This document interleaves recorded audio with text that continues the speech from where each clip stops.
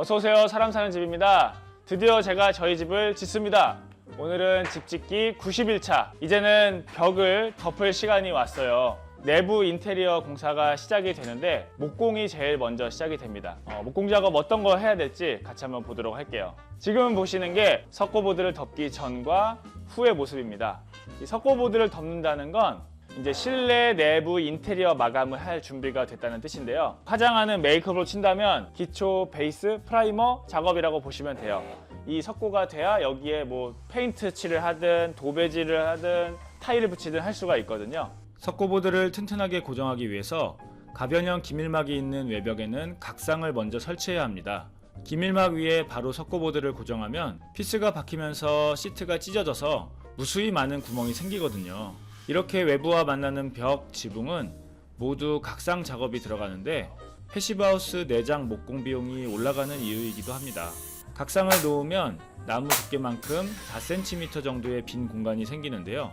그 사이 공간이 바로 전기선이 이동하는 통로가 돼요.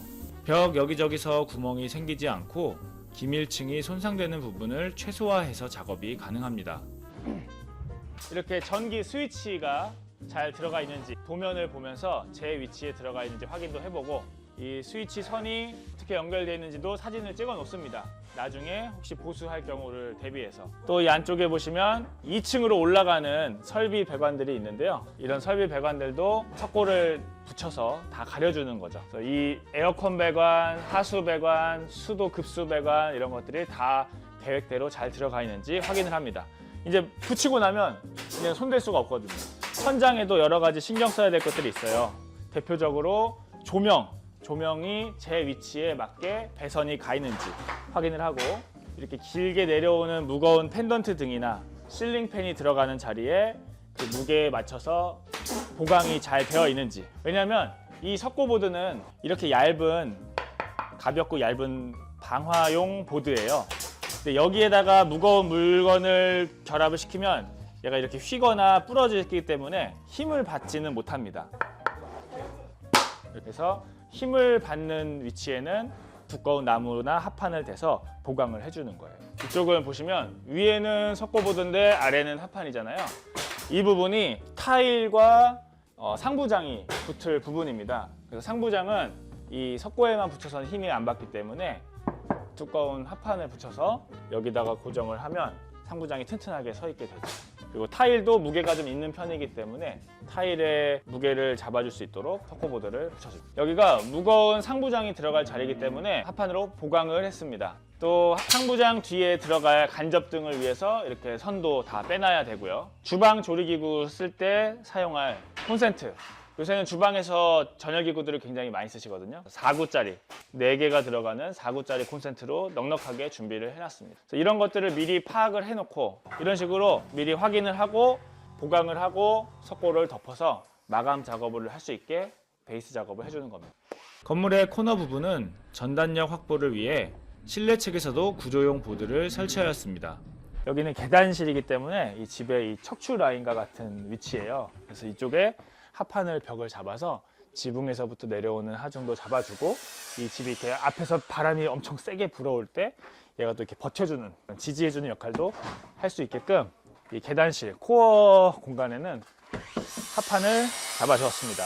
여기를 기준으로 아래는 2층의 벽이고 이 위는 다락의 벽이거든요. 근데 이렇게 두 개가 이어져 있는 자리를 하나로 얘가 묶어주기 때문에 통판으로 더 견고하게 잡을 수 있는 그런 역할, 일체화를 시키는 거죠. 그리고 이 합판은 이 면의 단차를 맞춰야 되기 때문에 쭉 따라오세요. 쭉 해서 이 앞에까지 쭉 연장이 되고요.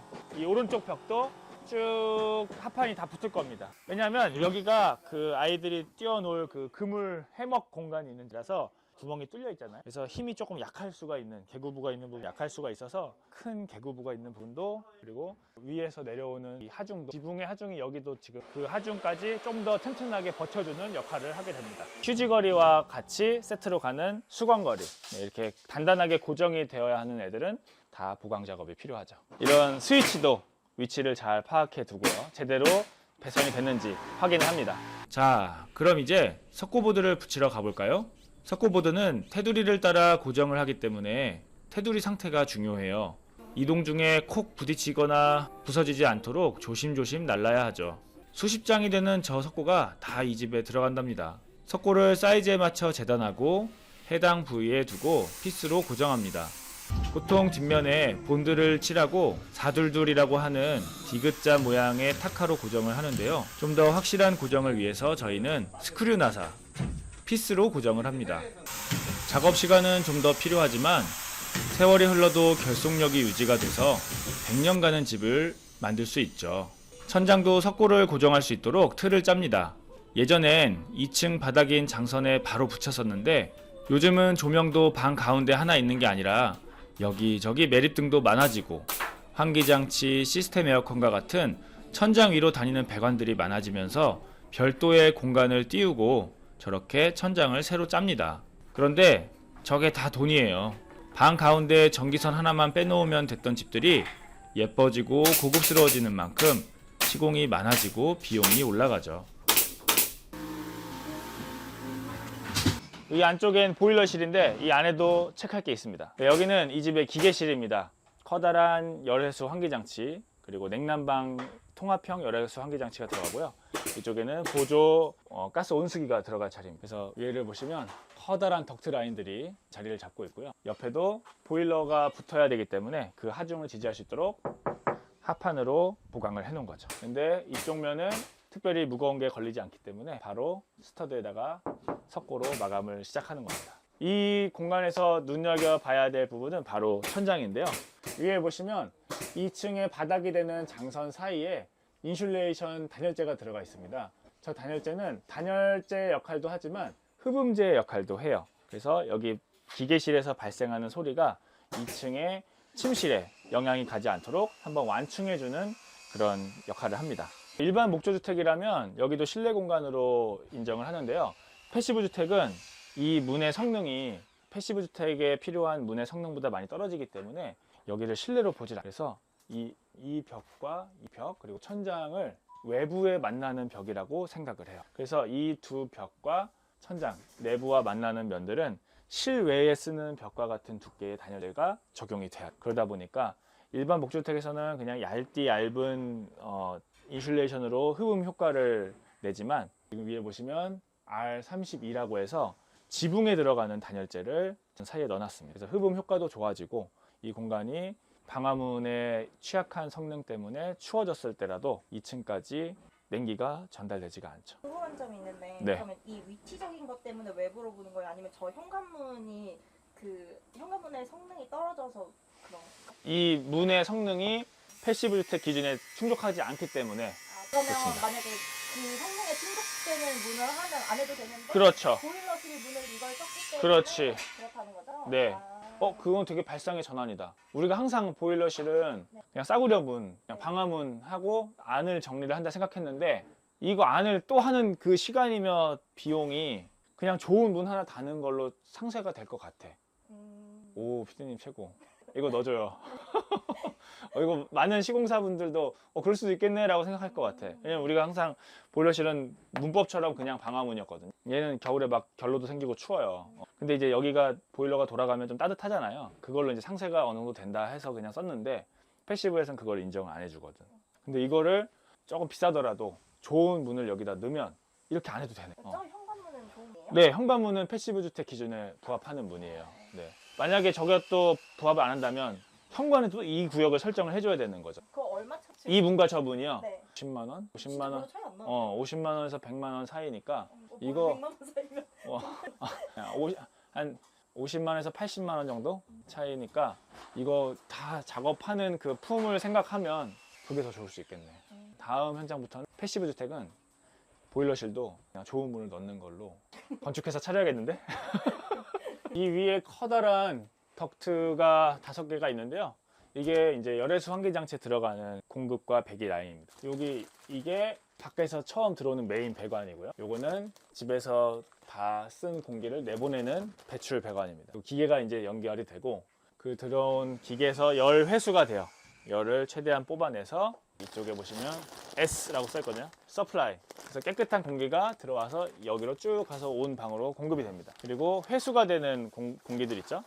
회수가 되는 공기들은 여기 보시면 리턴 R이라고 써 있어요. 리턴이 돼서 요 아까 나가는 배관으로 나가는 겁니다. 근데 그냥 그대로 넣고 빼고가 아니라 겨울철이면 안에 있는 따뜻한 공기가 나오잖아요. 그걸 그대로 내보내면 계속 찬 바람은 들어오고 더운 바람, 데워놓은 바람은 나가서 열이 확 떨어지겠죠. 그래서 여기 있는 기계가 찬 바람이 들어오는 그 공기에 나가는 바람이랑 이렇게 서로 교차되게 해줘요. 근데 공기가 교차되진 않고 열만 교차가 돼요. 그래서 이 따뜻한 공기를 들어오는 애한테 온기를 주고 얘는 차가워져서 나가요. 그리고 이 차가웠던 공기는 얘가 주고가는 그 온기를 받아서 따뜻하게 돼서 들어가요. 그래서 공기의 그 오염물질은 이제 교환이 되되 그 온도, 따뜻한 온도는 얘가 여기서 보존을 해주는 그런 장치가 열해수 환기 장치입니다.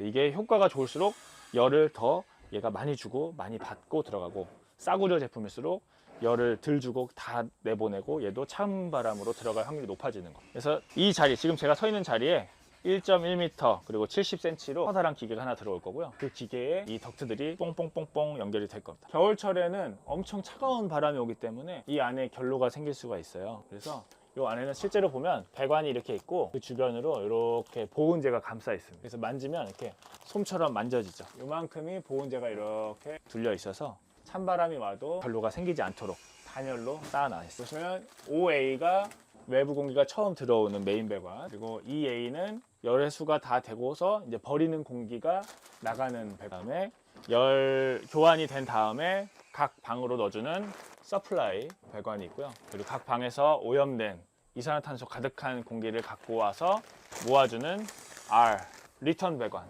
있습니다. 총 4개의 구멍에 얘네들이 뽕뽕뽕뽕 연결이 되는 거예요. 아, 이거는 리턴의 2층 거 R2, 얘네 둘이 합쳐져서 이제 들어가는 거예요. 리턴 1, 리턴 2. 네. 네. 이게 요즘 맞아요. 그럼 아파트 들어가는 거랑 네. 거의 열 회수 그 효율이 달라요. 소음 정도라든지 그런 것들이. 근데 아파트도 2010년 이후부터 다 의무적으로 들어가거든요. 환기법에 따라서.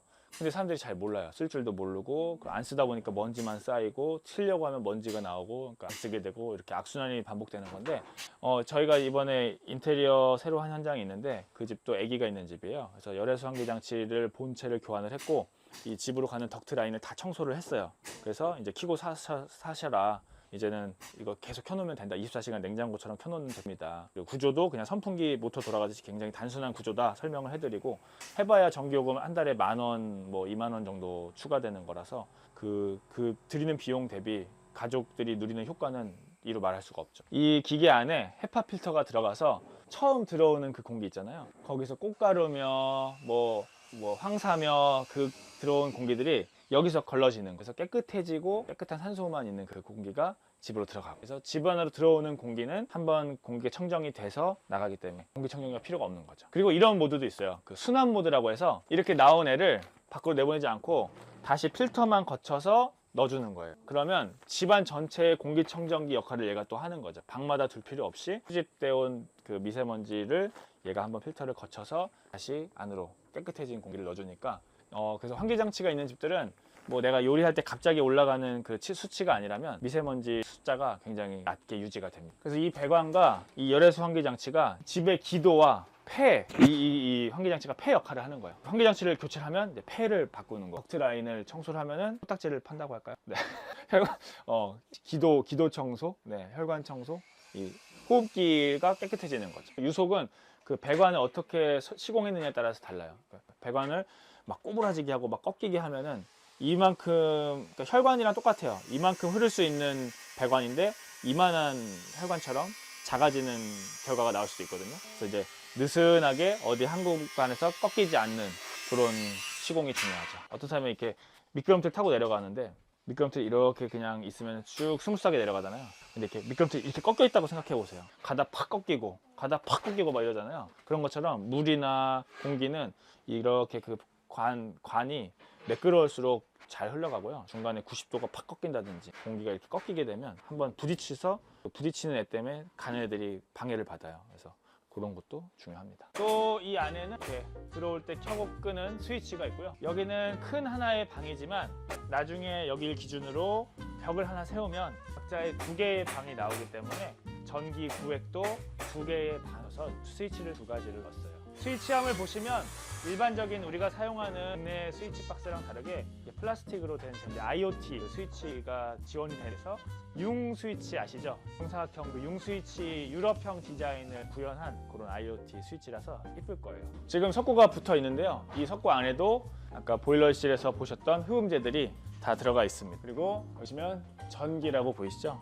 여기가 이제 다운라이트 매입등이 설치될 자리에 이제 타공하기 전에 전기팀에서 타공할 위치를 대략적으로 선이 들어가 있는 위치를 표시를 해둔 겁니다. 그리고 여기가 실링팬, 센터 자리에 실링팬이 들어갈 자리. 여기도 나무로 보강이 짱짱하게 되어 있습니다. 그래서 무거운 실링팬을 달라도 사람이 매달려도 괜찮을 정도의 무게를 버티기 때문에 실링팬을 잘 잡아주고 있죠.